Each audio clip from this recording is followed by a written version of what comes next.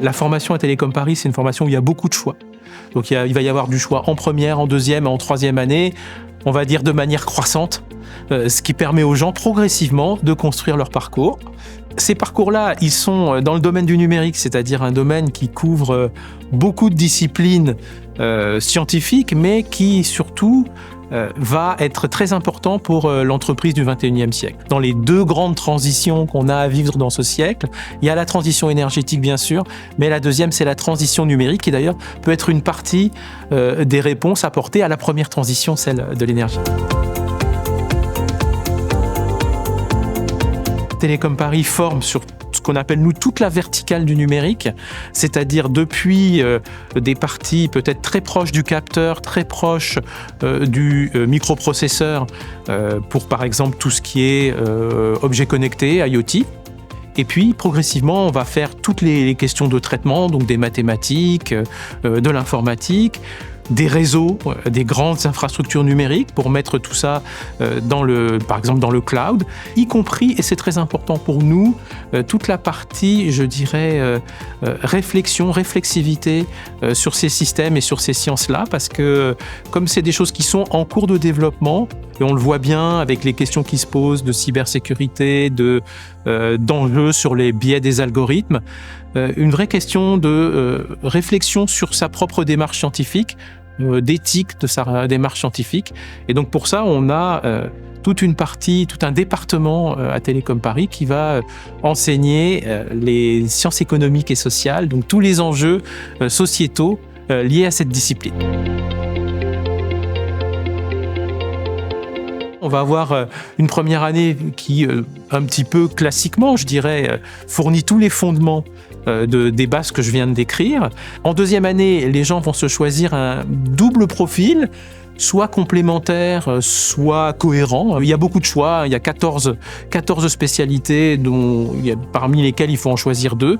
Et puis en troisième année, il y a encore plus de choix. On va avoir, disons, 3 types de choix à effectuer entre les formations à l'étranger, entre faire un M2 et compléter sa formation, mais avec une base de Master 2, soit d'avoir ce qu'on appelle des options internes, c'est-à-dire des gens qui vont rester à l'école pour faire leur troisième année, et avoir une formation basée beaucoup sur le projet. La diversité sociale et la diversité de genre à Télécom, c'est une question qu'on a pris à bras-le-corps depuis plusieurs années. Ce domaine du numérique est un domaine en devenir encore. Il a besoin de beaucoup d'innovation et que pour faire cette innovation-là, il faut beaucoup d'idées et qu'on a les meilleures idées les plus diverses que quand on a des équipes elles-mêmes diverses. Et on a une très grande attention à ce que tout le monde se sente bien dans l'école.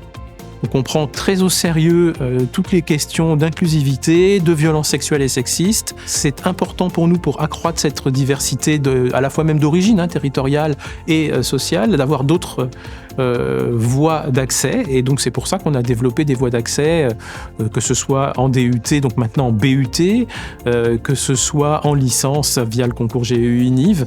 Traditionnellement, on est une des écoles qui proportionnellement recrutons par exemple beaucoup en licence, puisqu'on a plus d'une vingtaine de licences qui viennent à l'école. On est une des écoles les plus internationales de France. On a jusqu'à 40-45% d'une promotion qui est internationale. On a un département qui s'occupe de langue et culture. Donc qui a de manière native la question de l'interculturalité qui est posée à l'intérieur de la formation. On ne fait pas qu'apprendre des langues, on apprend à connaître la diversité et l'altérité finalement.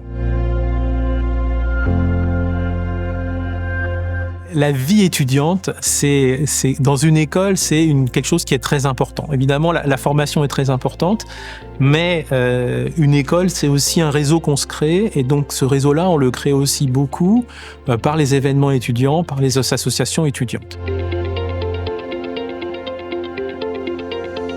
Les étudiants du cycle ingénieur Télécom Paris sont obligés de passer minimum 17 semaines à l'étranger. C'est une obligation un peu légale qui nous est donnée par nos organismes certificateurs.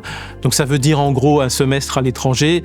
Il y a énormément de manières de le faire. Ça peut être un échange Erasmus en 2e année, ça peut être passer son stage ingénieur à l'étranger, ça peut être faire une césure dans laquelle on va rentrer un semestre à l'étranger ou un an à l'étranger. Un ingénieur de nos jours, c'est quelqu'un qui doit bien sûr comprendre la diversité interculturelle, mais qui doit avoir eu finalement l'expérience de s'intégrer dans un milieu de cultures différentes. L'école a développé plus d'une centaine de partenariats avec des institutions très très prestigieuses, comme on peut avoir Columbia ou comme on peut avoir le KTH en Suède, mais aussi beaucoup d'institutions qui offrent une grande variété, que ce soit en Amérique du Sud ou en Europe centrale.